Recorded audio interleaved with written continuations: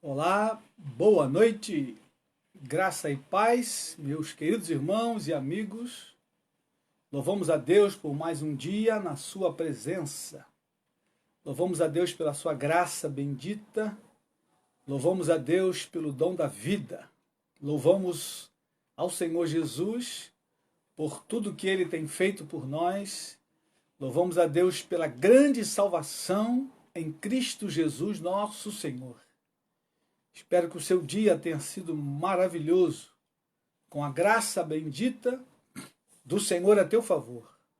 A graça do Senhor está sempre conosco, ela se renova a cada manhã. O salmista diz que as misericórdias do Senhor são a causa de não sermos consumidos. Por isso, mais um dia, o Senhor renovou sobre nós a sua graça bendita, a sua bondade. Mas um dia Ele renovou sobre nós a sua fidelidade. Por isso nós bendizemos o seu nome, por isso nós bendizemos a sua graça, a sua misericórdia. Louvamos a Deus por tudo aquilo que o Senhor tem feito em nossas vidas. Louvamos a Deus pelo pão de cada dia. O Senhor nos tem dado com graça, com bondade. O Senhor tem nos dado o pão com abundância. E por isso nós o louvamos. Queridos irmãos e amigos, temos muitos motivos para louvar a Deus. Hoje vamos começar orando pelas vidas ali em Beirute, no Líbano, aonde aconteceu aquele desastre. Famílias foram ceifadas, vidas, cidade destruída. Nós então vamos começar rogando a Deus por misericórdia sobre aquelas pessoas, sobre aquelas vidas. A palavra de Deus nos orienta a chorar com os que choram e se alegrar com os que se alegram. Por isso então vamos rogar ao Senhor por aquela cidade, aquelas vidas, pelos missionários ali, pelos cristãos, cada um daquelas vidas que ficaram vivas no hospital, em casa, muitas traumatizadas, precisam da misericórdia do Senhor. Oremos, queridos irmãos. Pai bendito, nós te louvamos por esse dia, nós te damos graça pela tua bondade e tua fidelidade. Muito obrigado, Senhor, pelas tuas misericórdias que se renovaram sobre nós. Nós te louvamos e te bendizemos. A ti toda a honra, toda a glória, todo louvor e toda adoração. Queremos, ó Pai, te agradecer por esse dia, pelo dom da vida. Queremos louvar o teu nome, Pai, pela saúde que o Senhor nos tem dado. Te bendizemos e te adoramos, porque o Senhor é um Deus de graça e de bondade. O Senhor é um Deus de graça e de misericórdia. E por isso nós te glorificamos e te exaltamos, Senhor. Ó Deus amado, pedimos a tua bênção sobre aquelas pessoas. Senhor, visita, Pai querido, aquelas vidas ali no Líbano, ali em Beirute. Que a tua graça bendita, a tua misericórdia seja sobre aquelas vidas. Ó Pai querido e amado, em nome de Jesus, rogamos a ti, Pai, por aquelas vidas. Famílias que foram destruídas, famílias que ainda estão procurando seu ente querido. Rogamos a tua misericórdia, Pai. Ó Senhor, toma nas tuas mãos aquele governo.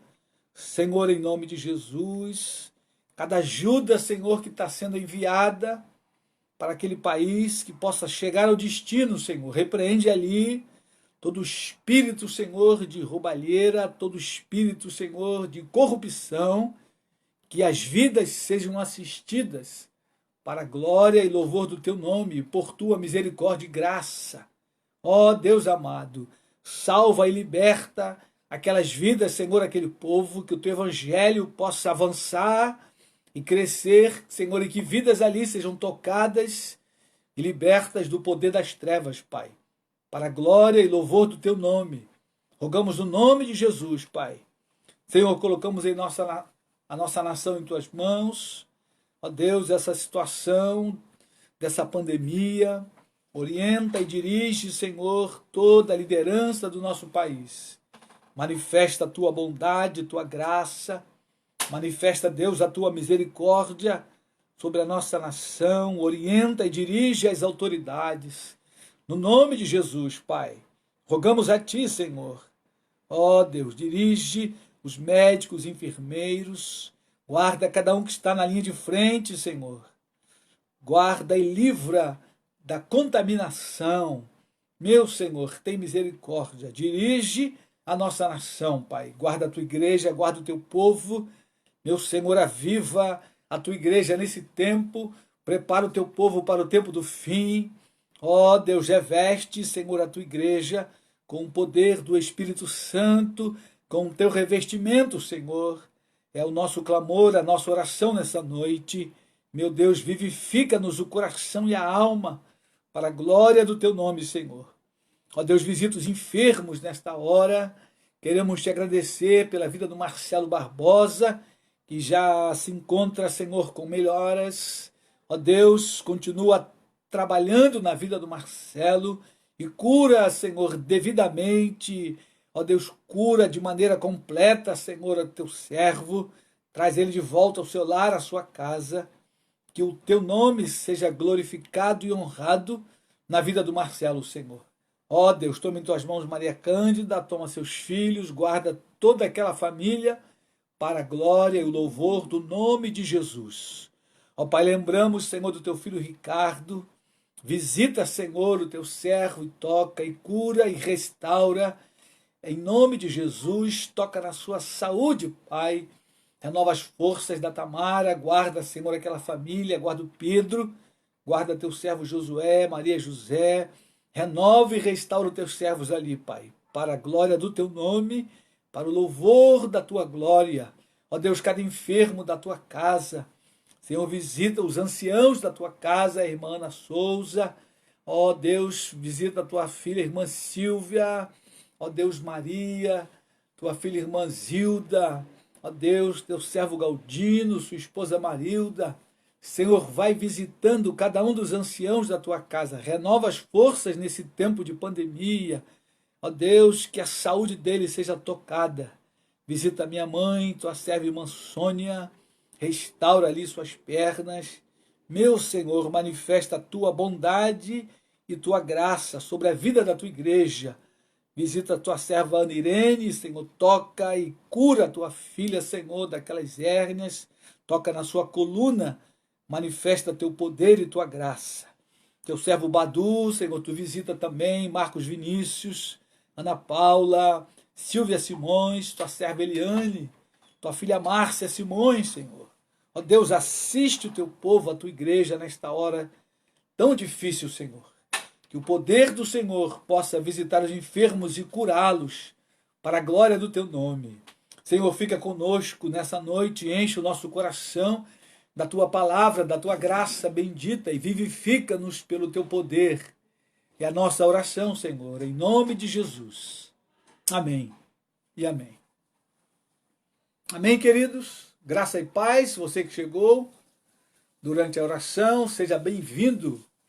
Louvamos a Deus pela sua vida.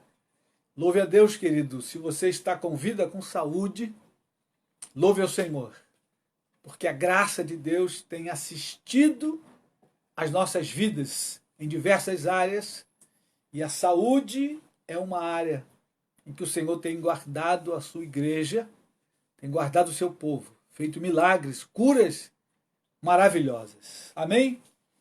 Hoje nós vamos continuar olhando a teologia de missões no livro de Atos.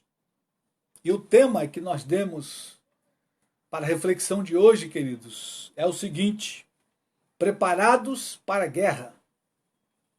Esse é um tema muito sugestivo, é um tema que nós precisamos nos debruçar sobre ele, porque a partir do dia e do momento em que você aceitou o Senhor Jesus, você entrou numa guerra. Paulo diz na sua carta aos Efésios, a nossa luta não é contra carne e sangue, mas sim contra principados e potestade, nas regiões celestiais, contra os dominadores deste mundo tenebroso, contra as hostes da maldade. Então, a partir do momento que você passou para o lado de Jesus, você automaticamente já entrou numa batalha espiritual, numa guerra. E muitas das vezes essa guerra, ela também se apresenta aqui no mundo físico. Ela sai do mundo espiritual e se amplia para o mundo físico.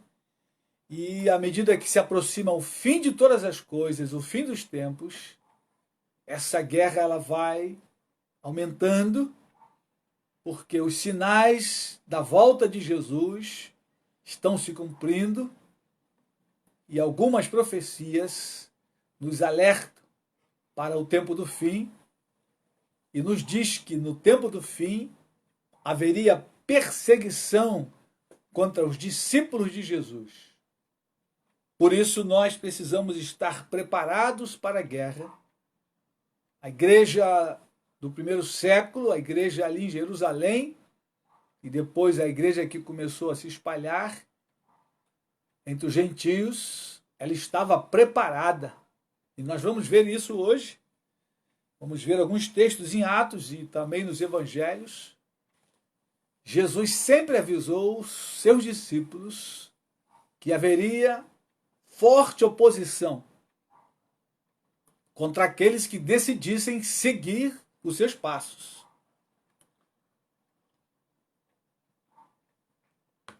Jesus nunca prometeu um mar de rosas.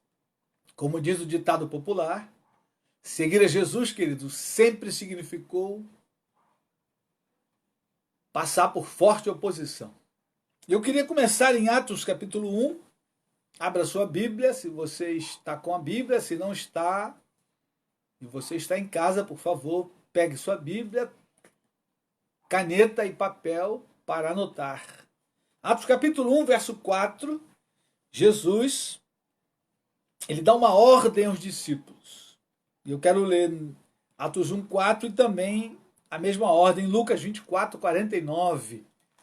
É um texto semelhante, e é o doutor Lucas quem está registrando os dois textos. Jesus diz o seguinte, em Atos capítulo 1, verso 4.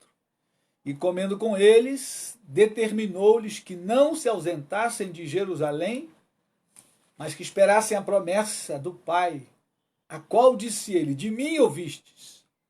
Jesus deu uma ordem para os discípulos para que não saíssem de Jerusalém, mas que esperassem a promessa.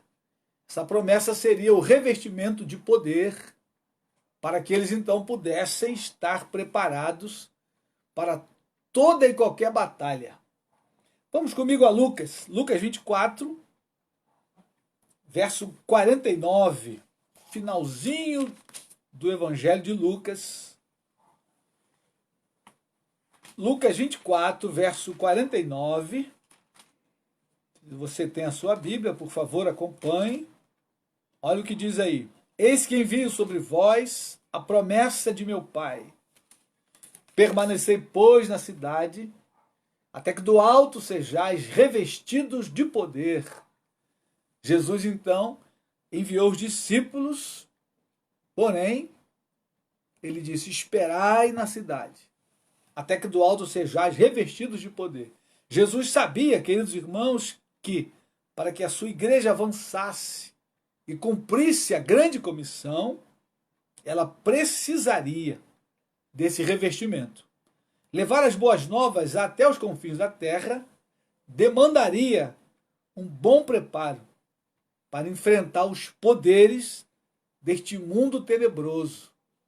E Jesus tinha uma clara consciência sobre isso, e eu quero lembrar aos irmãos que Deus jamais daria uma tarefa à sua igreja sem que essa igreja pudesse cumpri-la. Deus é extremamente inteligente e organizado, e quando ele então delegou a tarefa para a igreja, ele sabia que a sua igreja seria capaz de cumprir a tarefa. Porém, ela precisaria estar preparada, revestida de poder.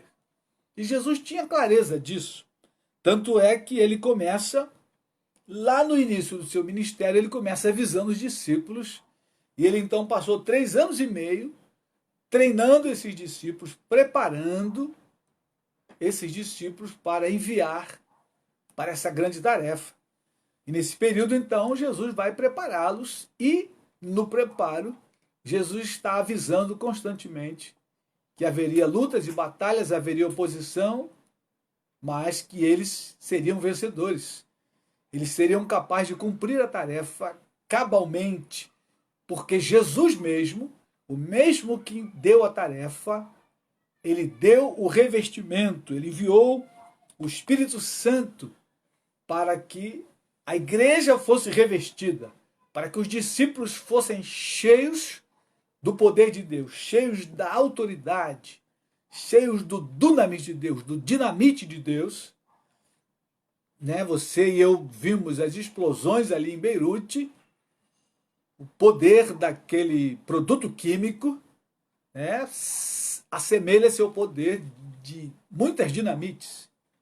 O dunamis de Deus é o poder que a igreja tem em suas mãos para a guerra, para a batalha espiritual, que não é contra a carne e sangue, não é contra as pessoas, mas contra principados e potestades nas regiões celestes. Amém, queridos? Mas vamos comigo a Mateus 5. Jesus começa o seu ministério e no famoso Sermão do Monte, ele já começa avisando os discípulos ali nas bem-aventuranças.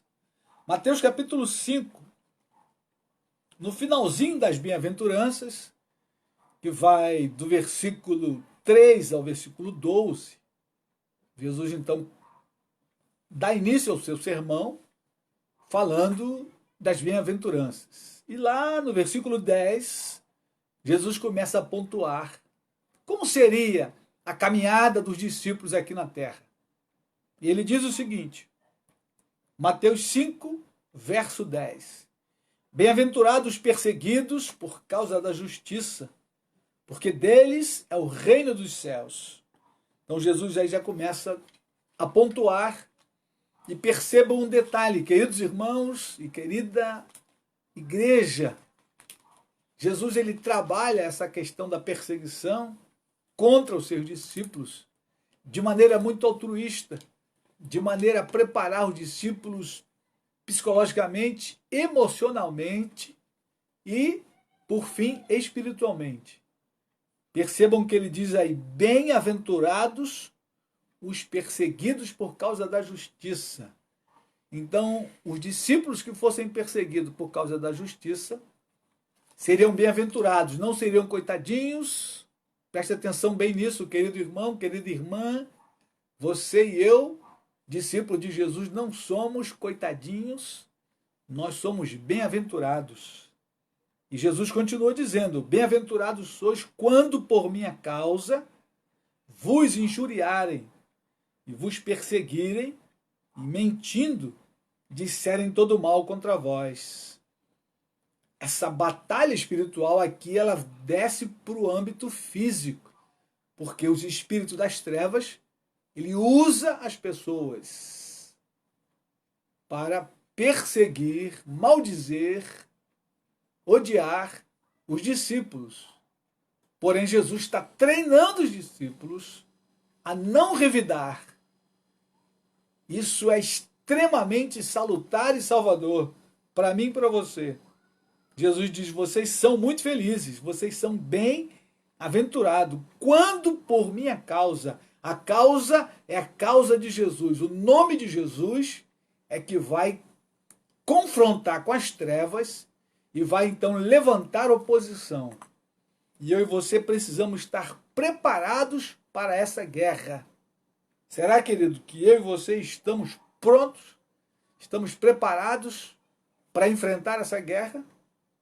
Jesus está começando o ministério, Jesus ainda está escolhendo os 12, mas ele já começa no seu discurso, um dos primeiros sermões mais famosos de Jesus, ele já trabalha essa questão, porque seria uma questão relevante para a igreja.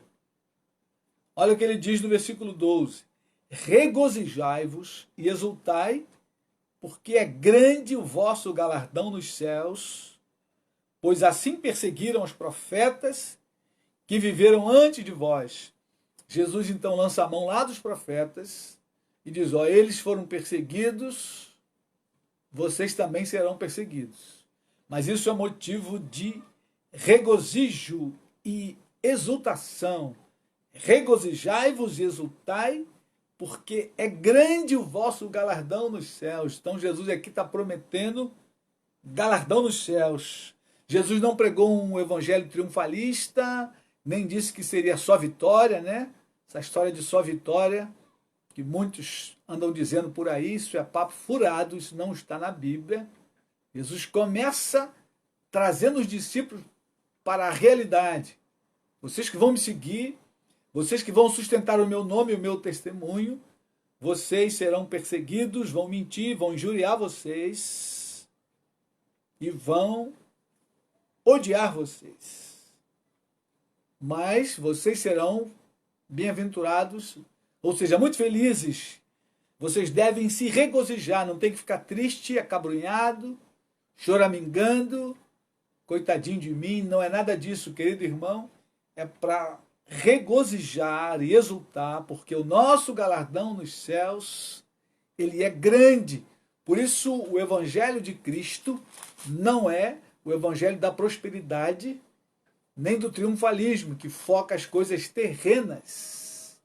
O evangelho puro do Senhor Jesus é um evangelho que promete galardões nos céus.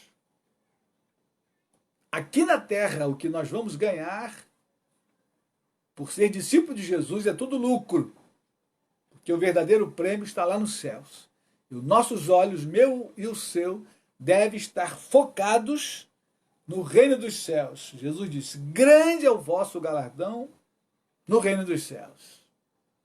Mais à frente aí, querido, em Mateus 5, ainda, verso 43 ao 48, Jesus vai falar sobre amar os inimigos. Jesus continua trabalhando a questão da perseguição contra os discípulos, mas agora ele aprofunda o ensinamento e ele diz ainda como deve ser a nossa postura em relação aos inimigos. Lá nas bem-aventuranças, ele diz como deve ser a nossa postura em relação a Deus. A gente não tem que ficar amargurado com Deus, a gente tem que ser considerado muito felizes, a gente tem que se alegrar, regozijar, porque Deus está preparando galardões. Galardões são prêmios lá no céu, mas agora aqui Jesus então vai para a questão mais prática do dia a dia. Quando a perseguição vier sobre os discípulos, qual deve ser a postura deles em relação aos perseguidores? E olha o que diz o texto, Mateus 5, 43. Ouviste que foi dito: amarás o teu próximo e odiarás o teu inimigo. Eu, porém, vos digo: amai os vossos inimigos e orai pelos que vos perseguem, para que vos torneis filhos do vosso Pai Celeste, porque ele faz nascer o seu sol sobre maus e bons, e vir chuvas sobre justos e injustos. Porque se amardes os que vos amam, que recompensa tendes? Não faz os publicanos também o mesmo? E se guardardes somente os vossos irmãos, e se saudardes somente os vossos irmãos, que fazeis demais? Não faz os gentios também o mesmo? Portanto, sede vós perfeitos, como perfeito é vosso Pai Celeste. Queridos irmãos, isso é salutar. Esse remédio, esse ensinamento que Jesus traz para os discípulos e automaticamente para nós, ele é salvador. Por quê? Ele protege eu e você da amargura da alma, da amargura do coração, daquela raiz de amargura que Tiago diz, né? Que brotando vai contaminar os irmãos. Hebreus também vai dizer isso. Se você amar o teu inimigo e orar por ele, você não consegue ficar amargurado com ele. Esse é o bom resultado. Por isso Jesus, então, está ensinando a amar os inimigos e orar pelos que vos perseguem. Isso, querido irmão, querida irmã, é um santo remédio. Quando nós conseguimos chegar nesse patamar, nós somos verdadeiramente discípulos de Jesus e estamos caminhando para a maturidade. E somente com o poder do Espírito Santo isso é possível. Jesus ali, então, ele está treinando os discípulos, ele está ensinando, ele está trazendo a parte teórica para os discípulos. E por isso que lá no final do ministério, então, ele trabalha a parte final, que é a parte prática. Aqui a parte teórica, mas ele sabia que sem o poder do Espírito Santo isso não seria capaz. Mas ele já falava e ensinava para que os discípulos guardassem na mente e no coração. E ele, com toda a clareza, mais à frente, derramaria o poder do Espírito Santo, que daria o fechamento no preparo, que capacitaria os discípulos a saírem para pregar o Evangelho, mas saírem preparados para a guerra, que certamente enfrentariam. E os discípulos começaram a enfrentar junto com Jesus e depois continuaram enfrentando sem Jesus, porém com o Espírito Santo. Mateus 10, vamos avançar um pouco.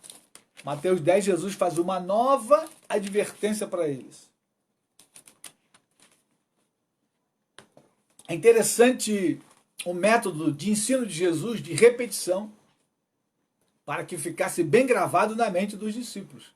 A gente precisa ouvir diversas vezes, para que então fique gravado em nossa mente. Mateus capítulo 10, versículo 16. Todo o capítulo 10 de Mateus, Jesus escolhe os 12 e depois envia-os a pregar. Aqui nesse capítulo, ele manda primeiro as ovelhas perdidas da casa de Israel, e depois, então, ele vai enviá-los aos gentios, aos confins da terra. E no versículo 16, Jesus dá algumas advertências para os discípulos. Mateus 10, 16, olha o que ele diz aí. Eis que eu vos envio como ovelhas para o meio de lobos. Sede, portanto, prudentes como as serpentes e simples como as pombas. Prudentes como a serpente, simples como as pombas. E Jesus, ele é claro ao dizer, eu envio vocês como ovelhas para o meio de lobos. Se você olhar o texto friamente, você pensa, poxa, mas como assim Jesus vai enviar os discípulos, chama-os de ovelhas e diz que está enviando-os para o meio de lobos, enviando para a morte? De maneira nenhuma, queridos. Jesus estava fazendo ali uma comparação. A ovelha é um animal manso e dócil, porém, não deveriam ser imprudentes. Precisariam ser prudentes. A mansidão da ovelha com a prudência da serpente. Você e eu, como discípulos, temos que ser mansos e humildes, como Jesus, porém prudentes. E mansidão não é ser alguém bobo ou pouco inteligente.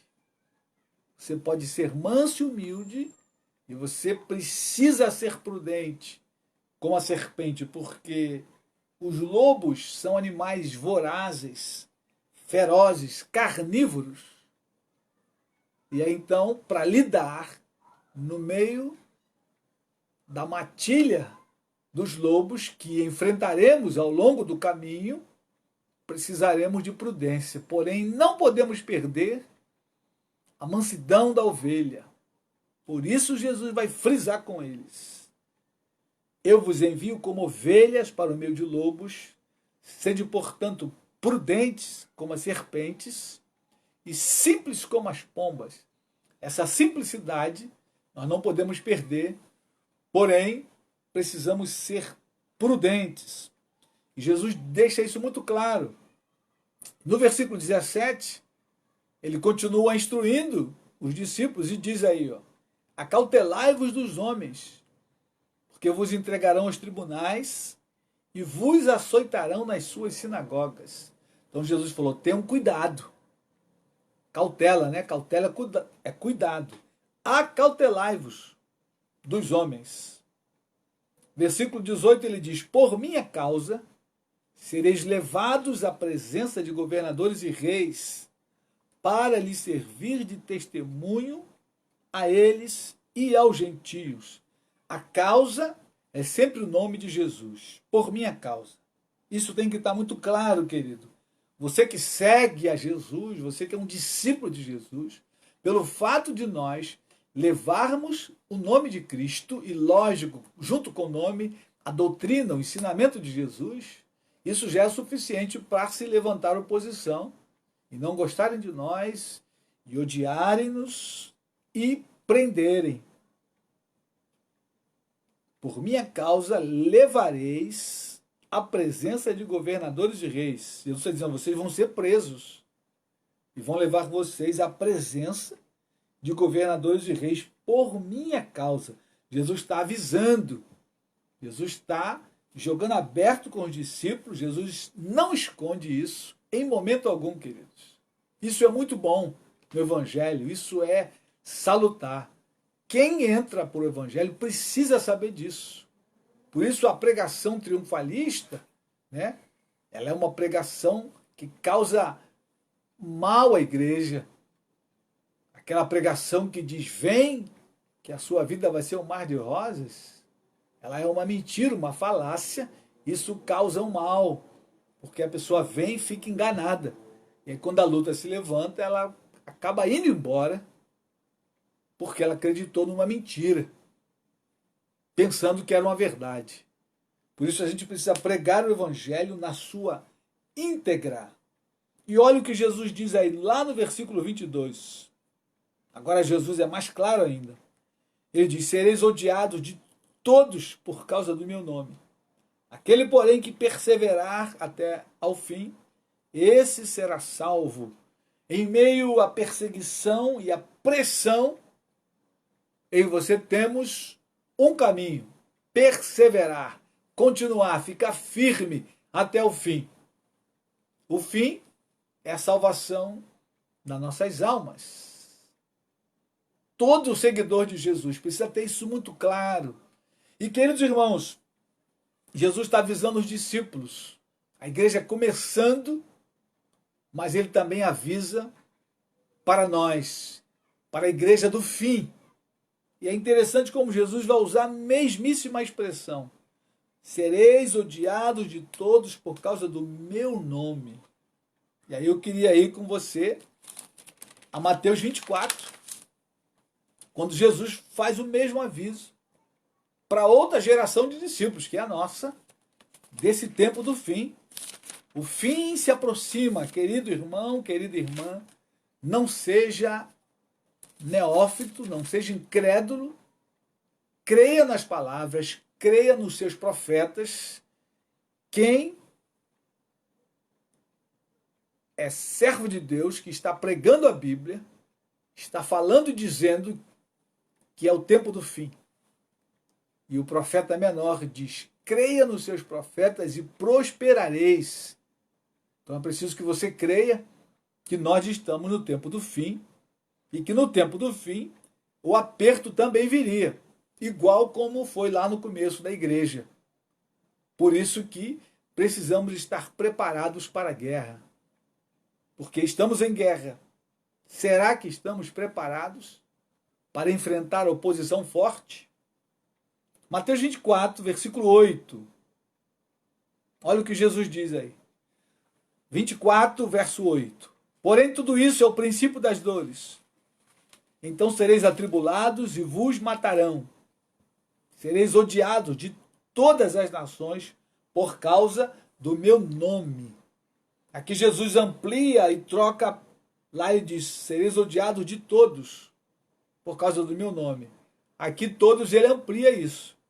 Sereis odiados de todas as nações por causa do meu nome. A causa é a mesma, o nome de Cristo. Os inimigos queriam aumentar, porque o evangelho ia se espalhar, ia chegar às nações. Então, aonde o evangelho chegar, vai haver oposição. Então, você não tem nenhuma ilusão de que vai melhorar no tempo do fim. Não vai melhorar, vai piorar. A pressão sobre nós, sobre os discípulos de Cristo, vai aumentar. Nós estamos vendo isso dia a dia, e você precisa estar antenado, ligado, crendo nas profecias, ouvindo os profetas de Deus, ouvindo o teu pastor, teu discipulador, aquilo que ele está apontando como palavra de Deus. Estamos olhando para as Escrituras, estamos pregando as Escrituras, nada mais. E Jesus aí é muito claro. Sereis odiados de todos, de todas as nações, por causa do meu nome. Veja um detalhe no versículo 10. Nesse tempo muitos hão de se escandalizar, trair e odiar uns aos outros. Os escândalos no meio da igreja vai aumentar, se multiplicar. E as pessoas vão se trair umas às outras. E por se multiplicar a iniquidade, o amor de muitos vai se esfriar. Nós temos visto isso, já falamos sobre isso. Aquele, porém, que perseverar até o fim, esse será salvo. E será pregado o evangelho do reino por todo o mundo, para testemunhar a todas as nações, então virá o fim. Queridos irmãos, aquilo que Jesus falou para os discípulos lá no começo, ele fala para nós hoje. Então não há nenhum motivo para você estar despreparado, né? Eu e você precisamos estar prontos, precisamos estar preparados. A obra redentora de Cristo Jesus lá na cruz do Calvário, à medida que nós pregamos ela, levantam-se oposição, porque a oposição vem direta do inferno e Satanás levanta os seus asseclas para tentar frear o avanço da igreja. Essa é a questão principal. Por isso Jesus sempre frisa, por causa do meu nome, o nome de Cristo, a sua obra redentora, vida, morte e ressurreição, é o que incomoda o inferno, porque é o que vai levar o homem à salvação, é que vai levar o homem aos céus, exatamente a obra vicária de Cristo.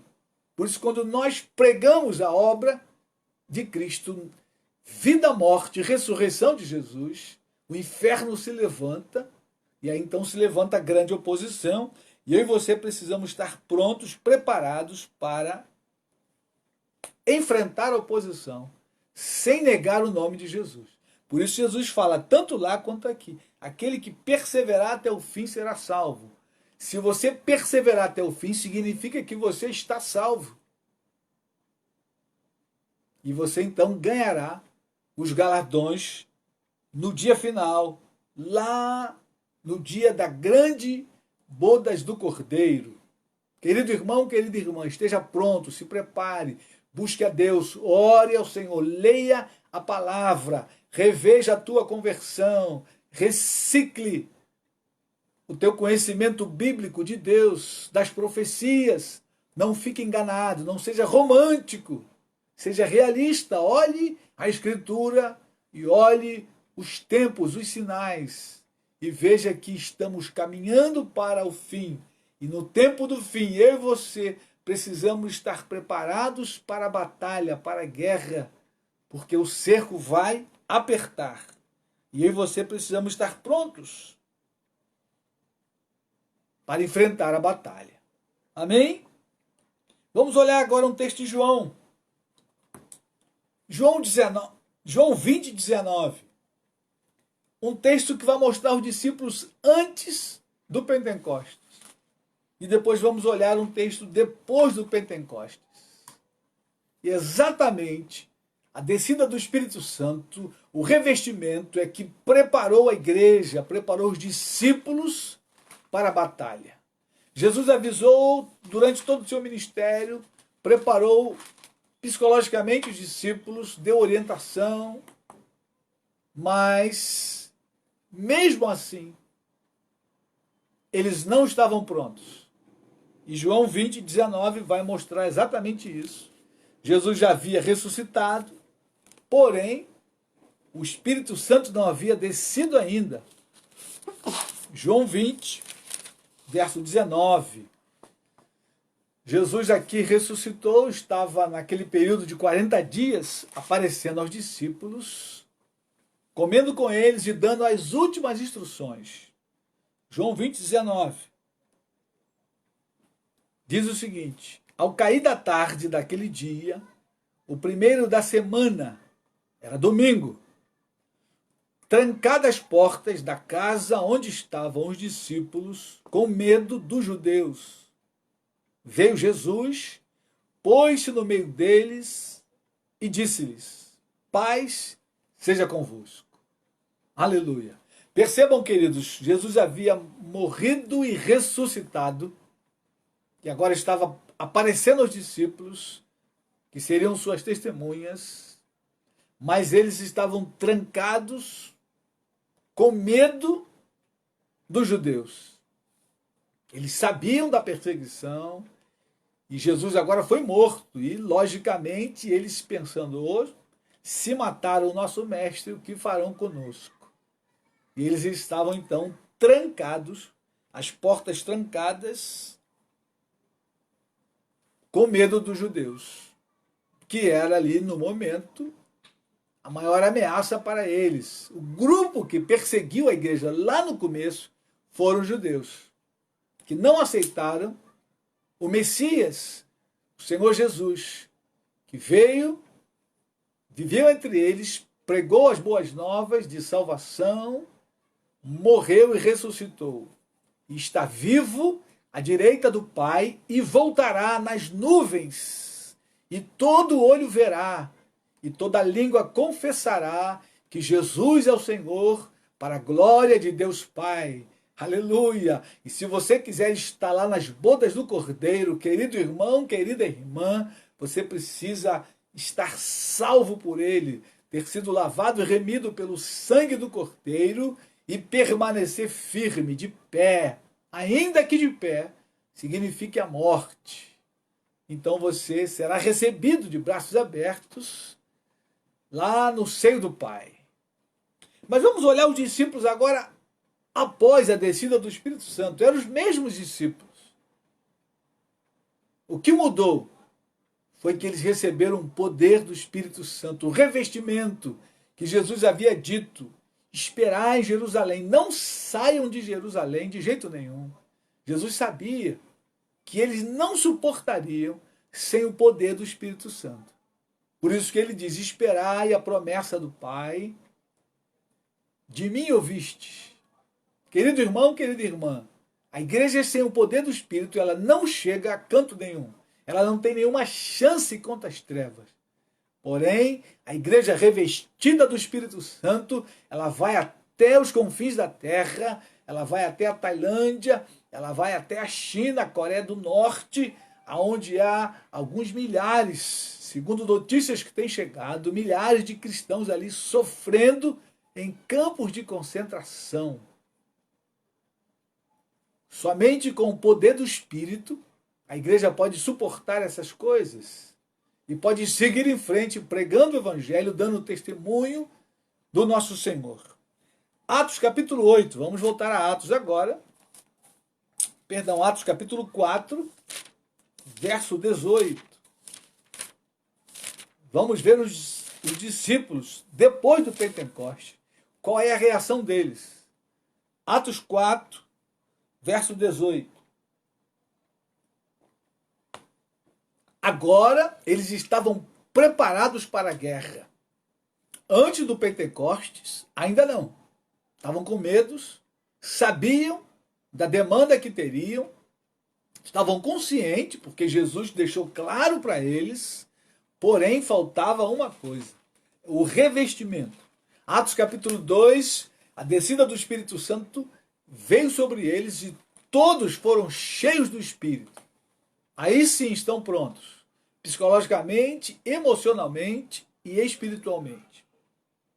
Atos capítulo 4, eles foram presos por causa da cura de um homem, que acontece no capítulo 3, e agora estão sendo arguídos pelas autoridades judaicas.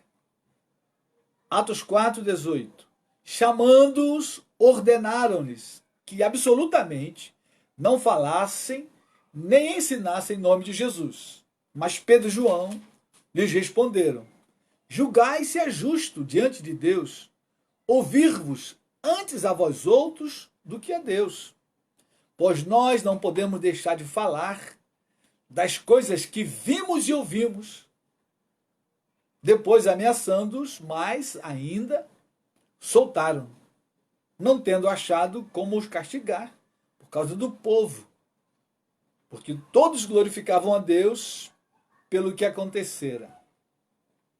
Vejam bem, eles aqui prenderam, ameaçaram, mas soltaram os discípulos, porque naquele momento não tinha como castigá-los, porque o povo estava eufórico por causa da cura do coxo lá na Porta Formosa, e eles então, com toda a autoridade do Espírito Santo, disseram: nós não podemos deixar de falar das coisas que vimos e ouvimos. A ordem era: não falem mais nesse nome.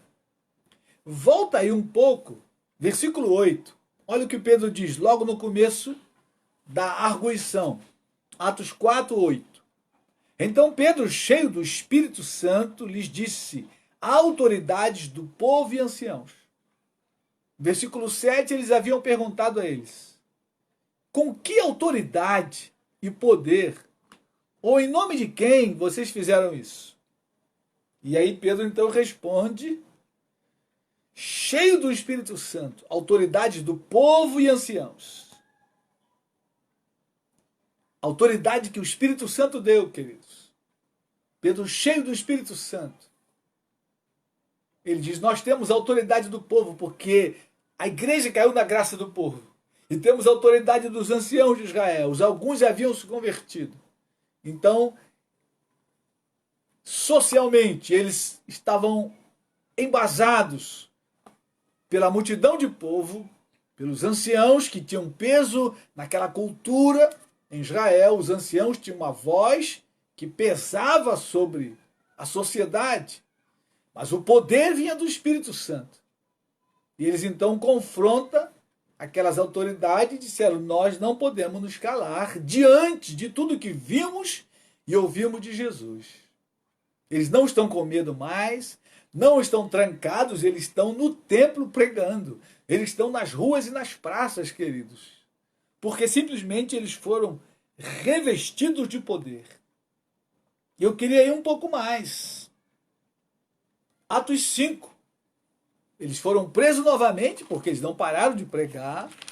Eles oraram, né? Nós vimos na live passada, o lugar tremeu, depois daquela afronta, daquela prisão e da arguição, eles foram orar a Deus e pediram ainda mais autoridade, pediram intrepidez, ousadia para pregar com mais ousadia. E aí, conclusão, foram presos de novo. Capítulo 5 de Atos, versículo 40. Olha o que diz aí. Eles prenderam os apóstolos. Agora a pressão aumenta, viu, queridos? Que agora eles vão apanhar. Não só foram ameaçados, mas agora eles apanharam. Agora preste atenção. Qual foi o resultado da surra que eles tomaram? O que causou neles? E aí a gente percebe que toda a pregação de Cristo está no coração deles, mais o revestimento do Espírito Santo. Senão, não seriam capazes de responder como eles responderam. Atos 5, versículo 40. Chamando os apóstolos, açoitaram-nos e, ordenando-lhes que não falasse em nome de Jesus, os soltaram. E eles, se retirando do sinédrio, regozijando-se por terem sido considerados dignos de sofrer afrontas por esse nome. E todos os dias no templo e de casa em casa não cessavam de anunciar, não cessavam de ensinar e pregar Jesus o Cristo. Queridos irmãos, que coisa gloriosa! Eles não ficaram amargurados com os algozes, eles guardaram o mandamento. Lembra lá? Mateus capítulo 5, verso 10, 11 e 12. Regozijai-vos e exultai, porque é grande o vosso galardão nos céus. Orai pelos que vos perseguem. Orai e não amaldiçoeis. Bendizei.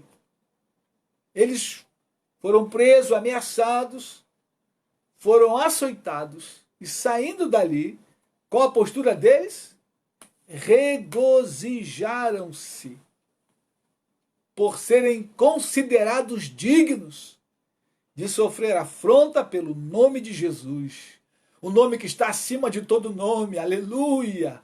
O nome qual se dobrará todo joelho e toda língua confessará que Jesus Cristo é o Senhor. Querido irmão, querida irmã, tenha essa certeza, essa clareza de que você carrega o maior nome. O nome de Jesus está acima de todo nome. Então podem nos prender, podem nos maltratar, mas naquele grande dia, quando nós receberemos os galardões, milhares vão se dobrar diante de Jesus, vão confessar, porém irão para as trevas, porque todo joelho se dobrará e toda língua confessará, alguns para a vida eterna e outros para a perdição eterna.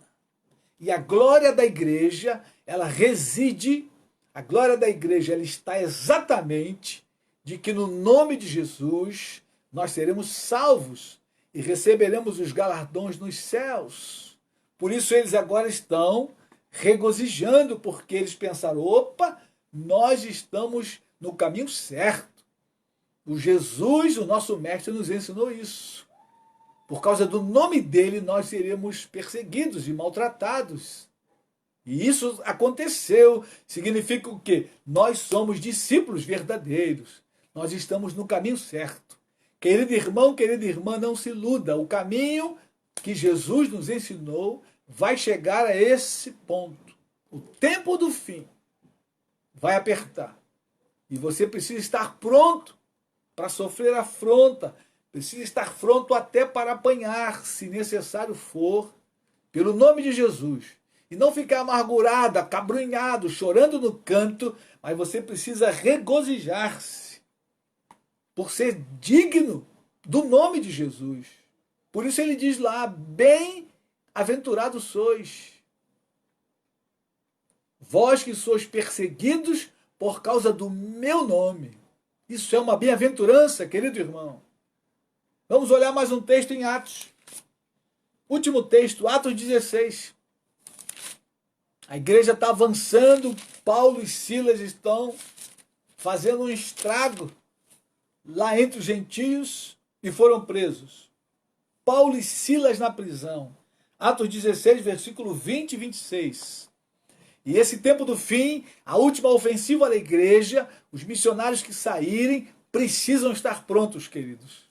Porque vão para a prisão, vão apanhar muitos e vão morrer. Por isso, precisamos estar prontos para a guerra. Porque estamos na guerra. Precisamos estar prontos. Vejamos a postura de Paulo e Silas. Foi exatamente igual a de Pedro e João e os outros apóstolos. Atos 16, versículo 22. Vamos ler até o 26. Atos 16, 22. Levantou-se a multidão unida contra eles, e os pretores, rasgando-lhes as vestes, mandaram açoitá-los com varas. E depois de lhes darem muitos açoites, os lançaram no cárcere, ordenando ao carcereiro que os guardassem com toda a segurança. Estes, recebendo tal ordem, levou-os para o cárcere interior e lhes prendeu os pés no tronco. Por volta da meia-noite, Paulo e Silas oravam e cantavam louvores a Deus. E os demais companheiros de prisão escutavam. De repente sobreveio tamanho terremoto que sacudiu os alicerces da prisão, abriram-se todas as portas e soltaram-se as cadeias de todos. Aleluia! Queridos irmãos, Eles não ficaram amargurados, não estavam ali choramingando, contando miséria. Por volta da meia-noite, Paulo e Silas oravam e cantavam louvores a Deus, e a presença de Deus visitou aquela cadeia, tremeu o lugar, as cadeias soltaram. Conclusão dos fatos, o carcereiro e toda a sua casa se converteram. Provavelmente alguns presos que estavam ali também se converteram.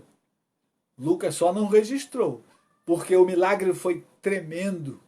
Aqueles homens, após serem açoitados com varas, as costas ardidas, com certeza, mas abaixo o texto, o próprio carcereiro vai cuidar das feridas, mas até aquele momento as feridas estavam abertas, sem cuidado, porque foram açoitados e lançados na prisão, e preso ali, querido, não tinha nenhuma guarida, até o momento em que Deus interviu, porque eles foram fiéis, eles estavam orando e louvando a Deus, regozijando-se na presença de Deus. Eles estavam prontos, queridos irmãos, e eu e você, será que estamos prontos? Eu quero encerrar com essa pergunta, eu e você, será que estamos prontos para a guerra? Na guerra a qual nós estamos, porque pregamos o Evangelho e estamos avançando para os confins da terra, haverá afronta muito forte, oposição maligna, satânica e algumas vezes prisão e morte. E a pergunta que eu deixo para você e para mim, será que estamos prontos para essa guerra? Querido irmão, Deus te abençoe essa noite, Deus te fortaleça, te guarde, reflita, medite na palavra, vá para Deus, busque a Deus, reveja a sua fé. Será que você e eu estamos prontos para essa guerra? Deus te abençoe, Deus te guarde, Deus te fortaleça. Tenha uma ótima semana. Você que está saindo todos os dias para trabalhar, Deus te guarde, te livre da contaminação. Ele é fiel e justo para nos guardar. Confie no Senhor. Domingo, teremos a nossa live.